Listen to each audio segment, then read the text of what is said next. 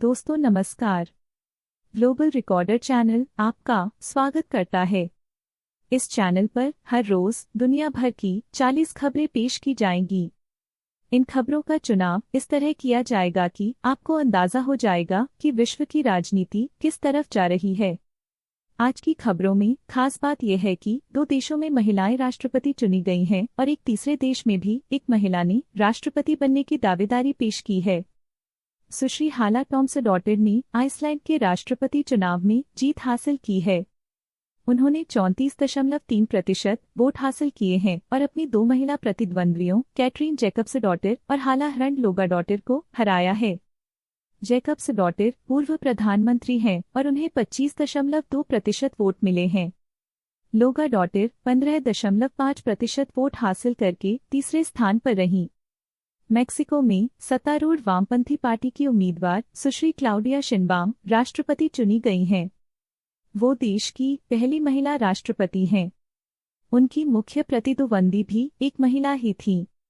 Iran में राष्ट्रपति चुनाव 28 जून 2024 को होगा।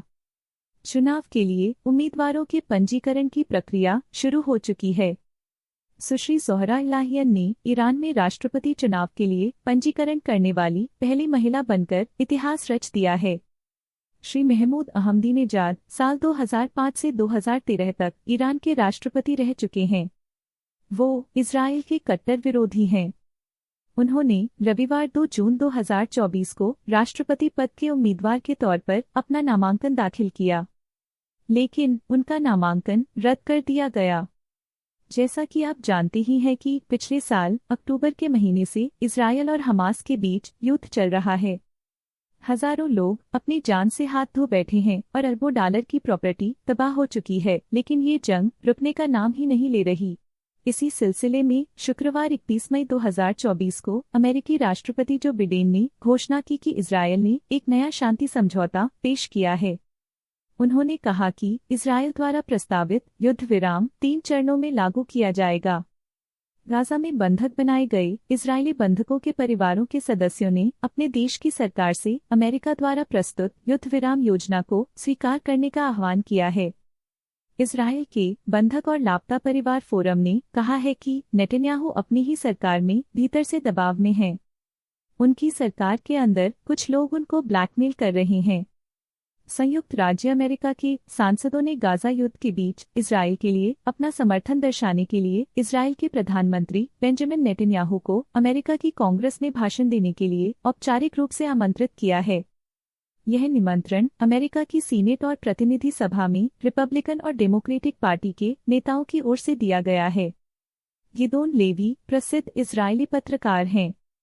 उनका मानना है कि गाजा पर युद्ध से इजरायल को कुछ हासिल नहीं हुआ है। लेवी ने कहा कि इजरायल को युद्ध और अपने सभी बंदियों को वापस पाने के बीच चुनाव करना था, लेकिन इजरायल ने और अधिक युद्ध का विकल्प चुना। लेवी अल जजीरा टीवी पर स्टीव क्लेमेंट से बात कर रहे थे। इजरायल इस समय अपने अस्तित्व के लिए खतरा महसूस कर रहा है। उसके पास लेबनान के हिजबुल्लाह द्वारा उत्पन्न खतरे को खत्म करने के लिए सैन्य क्षमता नहीं है। इजरायली सेना के पास वर्तमान में हिजबुल्लाह के खिलाफ निर्णायक कार्रवाई करने में सक्षम बलों का अभाव है। यह बात इजरायली रिजर्व मेजर जनरल गेरशोन हकोहेन ने 31 मई 2024 को इजरायली टीवी चैनल 14 पर कही। 34 वर्षीय हेसन जबर न्यूयॉर्क यूनिवर्सिटी के लैंगोन अस्पताल में लेबर और डिलीवरी नर्स थीं। उन्होंने वहां 1 दशक से ज्यादा समय तक काम किया। उन्हें उनकी सेवाओं के लिए पुरस्कार दिया गया। पुरस्कार लेते समय उन्होंने इजरायल पर आरोप लगाया कि वो गाजा में नरसंहार कर रहा है। उन्हें तुरंत नौकरी से निकाल दिया गया। मालदीव एक छोटा सा देश है। इसकी सरकार ने घोषणा की है कि गाजा पर युद्ध के कारण इजरायली पासपोर्ट धारकों के मालदीव में प्रवेश की इजाजत नहीं होगी। यह घोषणा राष्ट्रपति मोहम्मद मुइज़ू के कार्यालय द्वारा रविवार 2 जून 2024 को की गई। कार्यालय ने यह भी कहा कि राष्ट्रपति मुइज़ू फिलिस्तीनी लोगों की मदद के लिए धन जमा करने का अभियान शुरू करने के लिए एक विशेष दूत नियुक्त करेंगे। इजरायली चैनल 12 ने रविवार 1 जून 2024 को खुलासा किया कि 7 अक्टूबर 2023 से गाजा युद्ध के दौरान लगभग 20,000 इजरायली सैनिक घायल हुए हैं, जिनमें से 8,298 को विकलांग घोषित कर दिया गया है। याद रहे कि इजरायली सेना युद्ध में अपने नुकसान के बारे में कड़ी सेंसरशिप नीति का पालन करती है। लेबनान के हिजबुल्लाह ने जमीन से हवा में मार करने वाली मिसाइल का इस्तेमाल करके एक इजरायली ड्रोन को मार गिराया है। यह एक हर्मीज 900 हाई पेलोड ड्रोन था। इस ड्रोन को दक्षिणी लेबनान के शहर डेर किफा के ऊपर मार गिराया गया। रविवार 1 जून 2024 को अल मायादीन वेबसाइट ने इसकी रिपोर्ट दी। कहा जाता है कि एक हर्मीज 900 ड्रोन की कीमत 110 से 125 करोड़ रुपए है। इंडोनेशिया के नवनिर्वाचित राष्ट्रपति प्रबोवो सुबियांटो ने शनिवार 1 जून 2024 को गाजा पट्टी में हाल ही में सामने आए मानवीय संकट की तत्काल और व्यापक जांच की मांग की है। वो सिंगापुर में IISS शांगरी-ला डायलॉग में बोल रहे थे। फ्रांस ने अगले महीने पेरिस के पास फिलिपिंटे में होने वाली रक्षा उद्योग प्रदर्शनी में इजरायली कंपनियों को भाग लेने से रोक दिया है। फ्रांस की रक्षा मंत्रालय ने कहा कि फ्रांस का यह निर्णय दक्षिणी गाजा में राफा पर जारी इजरायली हमले के लिए पेरिस के विरोध की वजह से लिया गया है।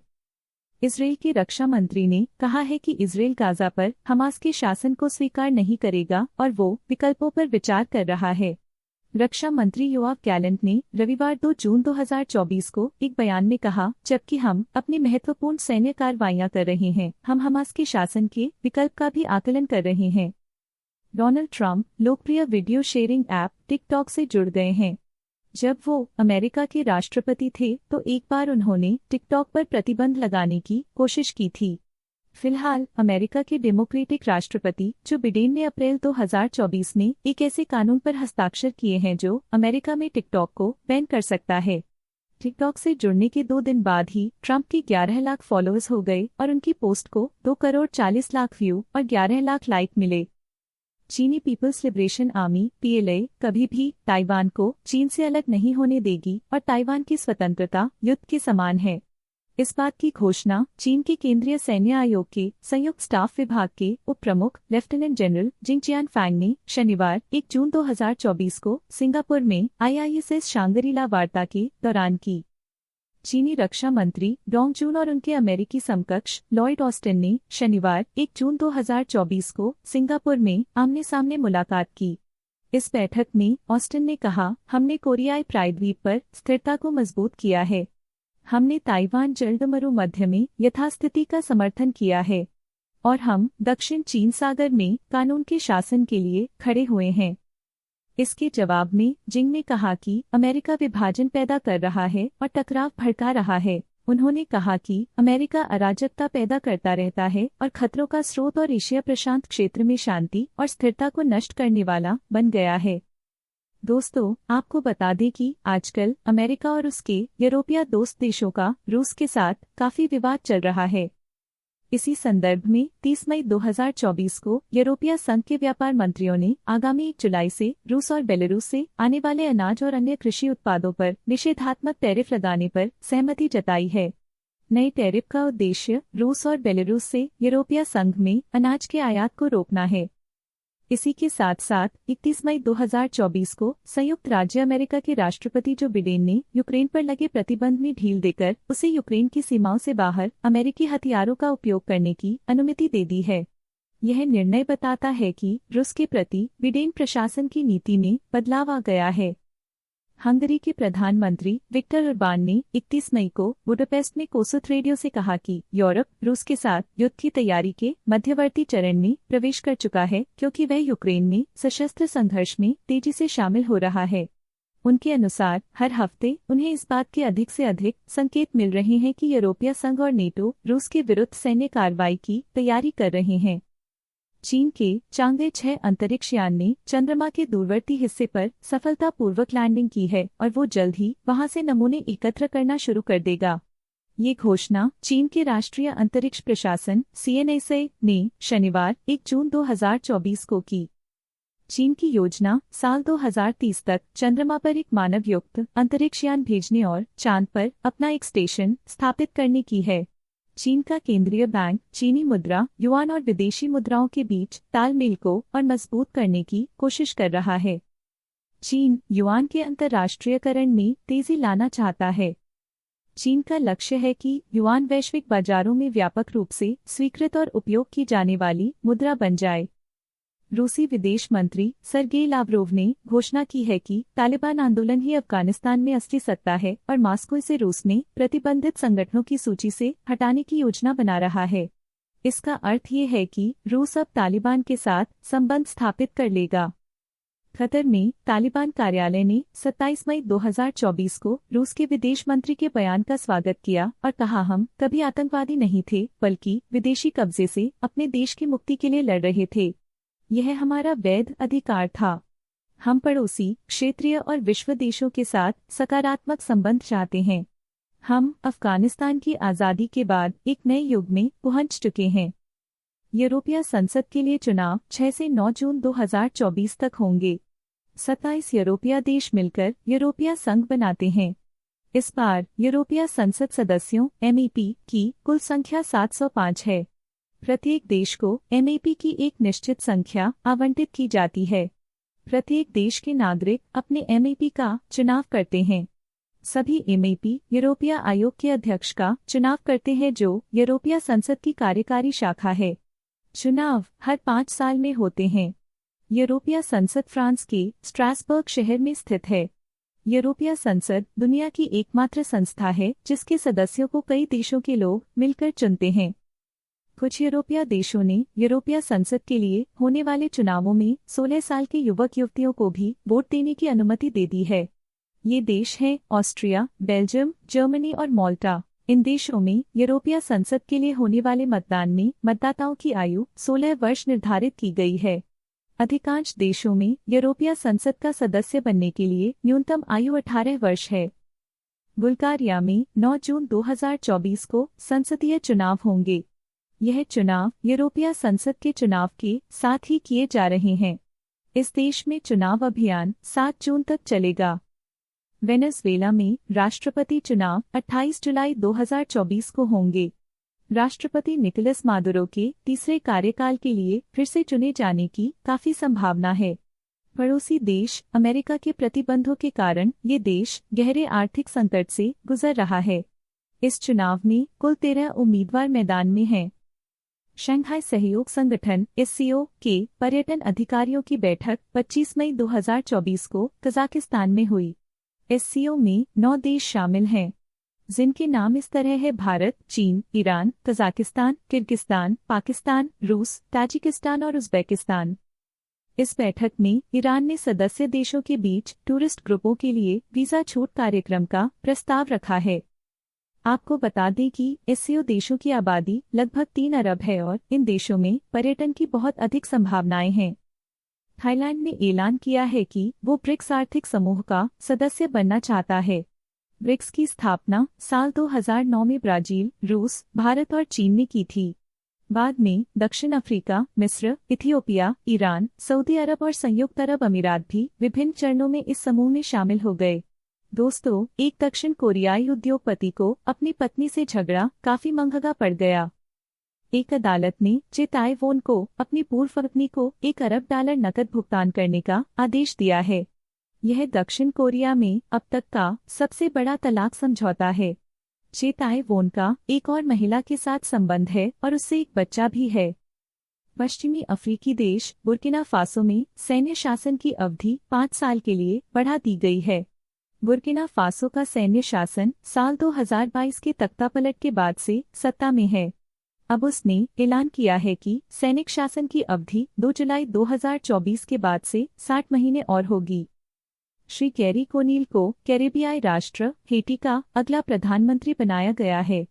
इस देश में काफी समय से गैंगवार चल रही है। कोनील अक्टूबर 2011 से फरवरी 2012 तक 4 महीने के लिए देश के प्रधानमंत्री रह चुके हैं। ऑस्ट्रेलियाई प्रधानमंत्री श्री एंटनी अल्बानीज ने 16 वर्ष से कम उम्र के बच्चों को सोशल मीडिया अकाउंट बनाने से मना करने के विचार का समर्थन करते हुए कहा है कि कम उम्र में अत्यधिक ऑनलाइन गतिविधि बच्चों के मानसिक स्वास्थ्य को काफी नुकसान पहुंच जाती है। ऑस्ट्रेलियाई प्रधानमंत्री ने सोशल मीडिया अकाउंट पंजीकरण के लिए न्यूनतम आयु 13 साल से बढ़ाकर 16 साल करने की मांग का समर्थन किया है। 5 दक्षिणी अफ्रीकी देशों ने एक ऐतिहासिक निर्णय में पर्यटन को बढ़ावा देने और सीमा पार यात्रा को सरल बनाने के लिए शेंगेन वीजा के समान एक क्षेत्रीय वीजा का ऐलान किया है। दक्षिणी अफ्रीका के 5 देशों अंगोला, बोत्सवाना, नामीबिया, जाम्बिया और जिम्बाब्वे में अब शेंगेन जैसी वीजा पॉलिसी लागू की जा रही है। गूगल ने घोषणा की है कि वो दक्षिण पूर्वी एशियाई देश मलेशिया में अपना पहला डेटा सेंटर और क्लाउड क्षेत्र स्थापित करने के लिए $2 अरब का निवेश करेगा। मलेशियाई प्रधानमंत्री अनवर इब्राहिम ने कहा कि इस निवेश से देश की अर्थव्यवस्था में $3.2 अरब का इजाफा होगा और साल 2030 तक 26,500 नौकरियां पैदा होंगी। सुश्री मलिंडा फ्रेंच गेट्स ने घोषणा की है कि वो अगले 2 वर्षों में महिलाओं और परिवारों के लिए काम करने वाले लोगों और संगठनों को $1 अरब का दान देंगी। मंगलवार 25 मई 2024 को न्यूयॉर्क टाइम्स में प्रकाशित एक लेख में फ्रेंच गेट्स ने कहा कि वे गर्भपात के अधिकारों का समर्थन करती हैं। 95 वर्षीय मीडिया मुगल रूपर्ट मर्डोक ने, जो 6 बच्चों के पिता हैं, शनिवार 1 जून 2024 को कैलिफोर्निया में 5वीं बार विवाह किया। उनकी नई दुल्हन 67 वर्षीय एलेना झुकोवा हैं। वह एक सेवानिवृत्त रूसी जीव विज्ञानी हैं। Shri Murdoch News Corporation company के अध्यक्ष हैं, जो Fox News, Wall Street Journal, the Sun और टाइम्स की मालिक है। दोस्तों, इस बुलेटिन में इतना ही। अगले बुलेटिन तक के लिए आज्ञा दीजिए। प्लीज इस वीडियो को लाइक और इस चैनल को सब्सक्राइब कर लें। धन्यवाद। जय भारत।